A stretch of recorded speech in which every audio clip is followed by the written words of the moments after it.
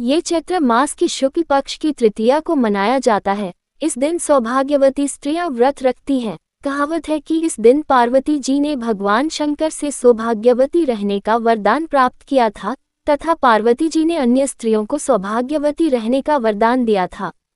विधि: पूजा के समय रेणुका की गौर बनाकर उस पर महावर और सिंदूर चढ़ाने का विशेष प्रावधान है। चंदन, अक्षत, धूप बत्ती, दीप, नैवेद्य से पूजन करके भोग लगाया जाता है। विवाहित स्त्रियों को गौर पर चढ़ाए सिंदूर को अपनी मांग में लगाना चाहिए। गणगौर व्रत कथा। एक बार भगवान शंकर पार्वती जी एवं नारद जी के साथ भ्रमण हेतु चल दिए। वे चलते चलते चैत्र शुक्ल तृतीया को एक गांव में पहुंचे। उनका आना सुनकर ग्राम की निर्धन स्त्रियां उनके स्वागत के लिए थालियों में हल्दी अक्षत लेकर पूजन हेतु तुरतम पहुंच गई। पार्वती जी ने उनके पूजा भाव को समझकर सारा सुहाग रस उन पर छिक दिया। वे अटल सुहाग प्राप्त कर लौटी। धनी वर्ग की स्त्रियां थोड़ी देर बाद अनेक प्रकार के पकवान सोने चांदी के थालों में सजाकर पहुंची। इन स्त्रियों को देखकर भगवान शंकर ने पार्वती से कहा, तुमने सारा सुहाग रस तो निर्धन वर्ग की स्त्रियों को ही दे दिया, अब इन्हें क्या दोगी? पार्वती जी बोली, प्राणनाथ, उन स्त्रियों को ऊपरी पदार्थों से बना रस दिया गया है, इसलिए उनका रस धोती से रहेगा, परंतु मैं इन धनी वर्ग की स्त्रियों को अपनी अंगुली चीरकर रक्त का सुहाग रस दूंगी, जो मेरे समान सौभाग्यवती हो जाएंगी। जब इन स्त्रियों ने पूजन समाप्त कर लिया तब पार्वती जी ने अपनी अंगुली चीरकर उस रक्त को उनके ऊपर छिक दिया। जिस पर जैसे छींटे पड़े उसने वैसा ही सुहाग पा लिया।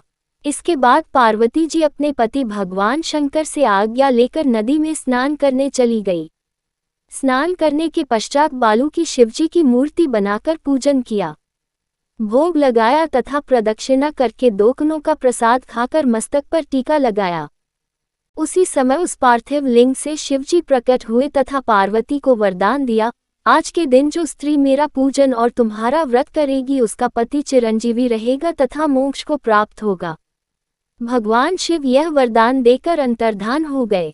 इतना सब करते करते पार्वती जी को काफी समय लग गया। पार्वती जी नदी के तट से चलकर उस स्थान पर आई जहां पर भगवान शंकर व नारद जी को छोड़कर गई थी।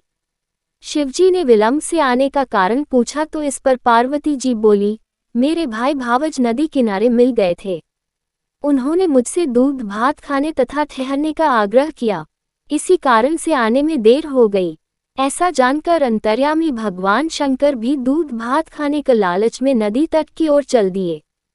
पार्वती जी ने मौन भाव से भगवान शिवजी का ही ध्यान करके प्रार्थना की, भगवान आप अपनी इस अनन्य दासी की लाज रखिए।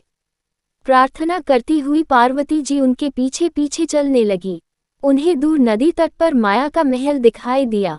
वहां महल के अंदर शिवजी के साले तथा सहंस ने शिव पार्वती का स्वागत किया। वे 2 दिन वहां रहे। तीसरे दिन पार्वती जी ने शिवजी से चलने के लिए कहा तो भगवान शिव चलने को तैयार न हुए। तब पार्वती जी रूठकर अकेली ही चल दी।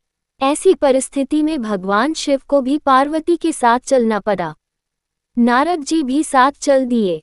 चलते चलते भगवान शंकर बोले, मैं तुम्हारे मायके में अपनी माला भूल आया। माला लाने के लिए पार्वती जी तैयार हुई तो भगवान ने पार्वती जी को न भेजकर नारद जी को भेजा। वहां पहुंचने पर नारद जी को कोई महल नजर नहीं आया। वहां दूर दूर तक जंगल ही जंगल था। सहसा बिजली कौंधी। नारद जी को शिवजी की माला एक पेड़ पर टंगी दिखाई दी। नारद जी ने माला उतारी और शिवजी के पास पहुंचकर यात्रा कर कष्ट बताने लगे। शिवजी हंसकर कहने लगे, ये सब पार्वती की ही लीला है। इस पर पार्वती जी बोली, मैं किस योग्य हूँ, ये सब तो आपकी ही कृपा है। ऐसा जानकर महर्षि नारद जी ने माता पार्वती तथा उनके पतिव्रत प्रभाव से उत्पन्न घटना की मुक्त कंठ से प्रशंसा की।